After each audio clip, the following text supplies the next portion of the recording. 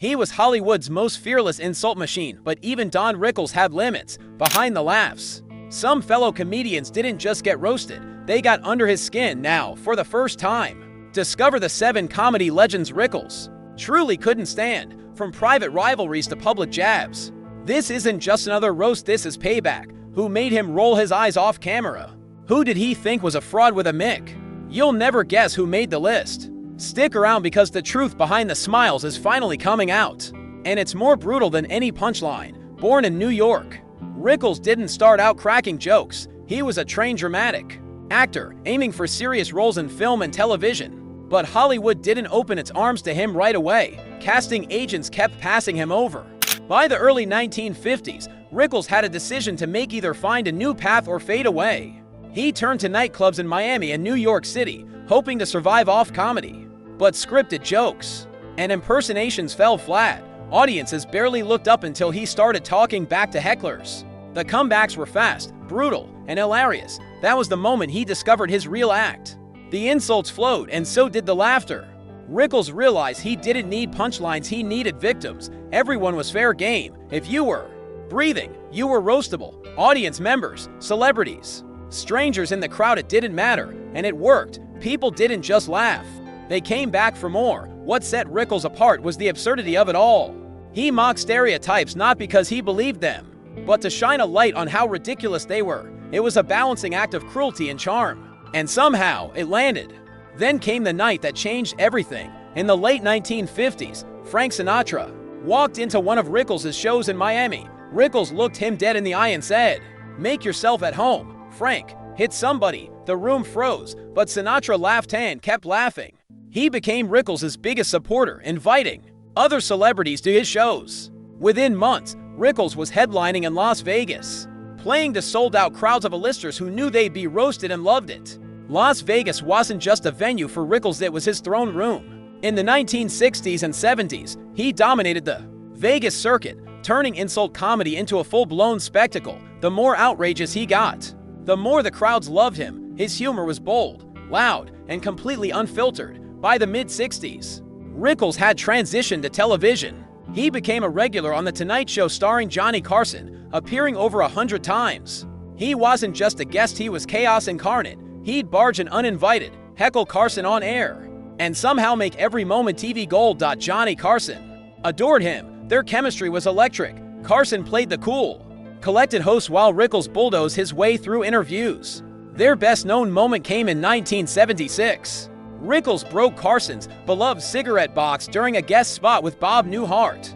When Carson returned, he stormed across the NBC lot, interrupted the taping of Rickles' sitcom, and hilariously confronted him on camera. It became a legendary moment in late-night history. Rickles also found success on the big screen. His breakout came with the 1958 war drama Run Silent, Run Deep alongside Clark Gable and Burt Lancaster. Later, he appeared in Kelly's Heroes with Clint Eastwood, and much later in Martin Scorsese's crime masterpiece Casino, where he played Billy Sherbert. These roles proved that under all the insults, Rickles was still a trained and capable actor. Despite his decades in showbiz, major awards eluded him until later in life. That changed with Mr. Warmth, the Don Rickles Project, an HBO documentary that showcased his genius and earned him a Primetime Emmy. Finally, the industry gave him the recognition he long deserved, but fame came at a cost. Rickles' comedy walked the tightrope of taste, and he often stumbled into controversy. His jokes tackled race, religion, nationality, gender, you name it. He once joked, "I love the Italian people. They eat spaghetti, they swell up, and they die fast." That kind of material got big laughs in clubs, but drew backlash in later years. At the 2012 TV Land Awards, he said of President Barack Obama, "He was over at my house yesterday, but the mop broke." The room laughed nervously, but criticism came quickly. Many felt the joke was racially charged. Rickles' team responded, saying it was just another joke, no harm meant. Still, Rickles wasn't one to back down. In 1985, he roasted Ronald Reagan at his second inaugural celebration. In a room full of dignitaries, Rickles said, "Black, white, Jew, Gentile, we're all trying to figure out how you became governor." The room exploded in laughter, including Reagan himself. That was Rickles' power. He said things that on paper seemed wildly inappropriate, but when he said them, Even the target laughed. One of his favorite targets remained Frank Sinatra. Their friendship gave Rickles a kind of immunity. If Sinatra laughed, everyone else did too, but not all of Rickles' peers were so receptive. His dynamic with Jay Leno, who succeeded Carson, was far less electric. Rickles often mocked Leno's appearance and delivery. On one occasion, he complained about being trapped in the green room, saying younger guests were prioritized. Leno smiled through it, but the tension was visible. Unlike Carson's loose, improvisational style, Leno ran a tighter ship.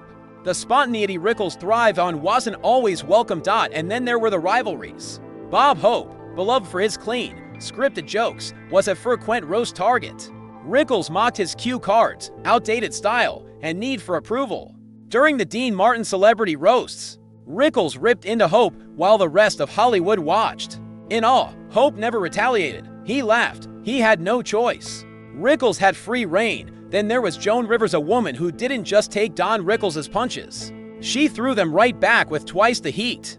Their on-air exchanges were nothing short of legendary, brutal, hilarious, and so unscripted. They often left audiences gasping. Rickles mocked her plastic surgeries, her raspy voice, her fashion choices. Rivers, never one to be outdone, fired back by calling him a fossil, a dinosaur, a relic with a haircut that should have been buried in the 60s. Theirs wasn't a warm friendship, it was a comedy duel, but beneath the barbs, there was a strange, unspoken respect. Both were fearless, both were unfiltered, and neither cared what anyone thought.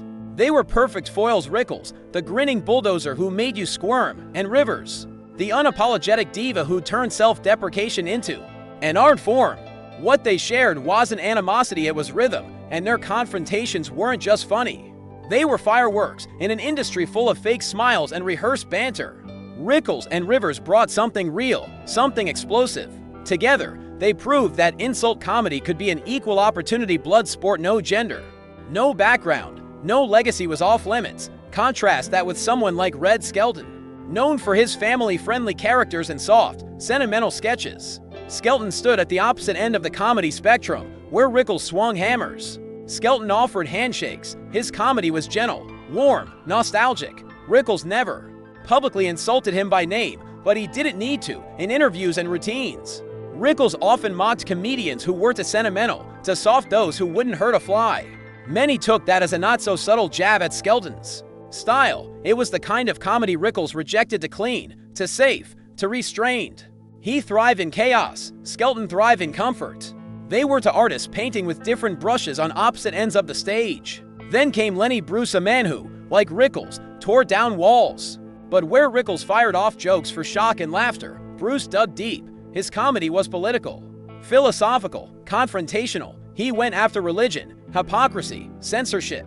He didn't want chuckles, he wanted awareness. Rickles, while respecting Bruce's bravery, didn't follow that path. He didn't want to preach or provoke thought. He wanted to dominate a room, bulldoze through taboos, and have you laugh despite yourself. Bruce was the courtroom revolutionary. Rickles was the nightclub hitman. And though their missions were different, both left massive footprints in comedies. Evolution, but not everyone embraced Rickles as time marched on. In the 1990s, Howard Stern, the undisputed king of shock radio, took aim at him. Stern called him outdated, stale, a leftover from a bygone era. His critique hit hard because Stern knew how to cut deep. Rickles never responded. He didn't trade insults off stage, but when Rickles died in 2017, Stern's tone shifted. In a rare moment of humility, he praised Rickles as a genius and a legend. It was a 180-degree turn, and fans noticed. Even Stern, a man known for scorched earth commentary, bowed to Rickles' legacy in the end. Because here's the truth, Don Rickles offended, angered, and pushed boundaries. But even those he hurt respected him. Jerry Seinfeld, Chris Rock, Jimmy Kimmel, they all praised him, his timing, his guts, his gift to insult and still be adored. Rickles wasn't just another comic. He was the guy every comedian secretly feared and secretly admired. He didn't just roast people. He roasted eras, attitudes, assumptions. And maybe that's what made him so unforgettable. In a world that keeps changing its lines, Don Rickles was the man who never once asked where the line was. He crossed it smiling the whole way. So, in the end, Don Rickles wasn't just a comedian, he was a truth-teller wrapped in chaos. If his story made you laugh, cringe, or think twice, don't forget to like, share, and subscribe for more untold legends of comedy. Hit the bell so you never miss a moment. Thanks for watching.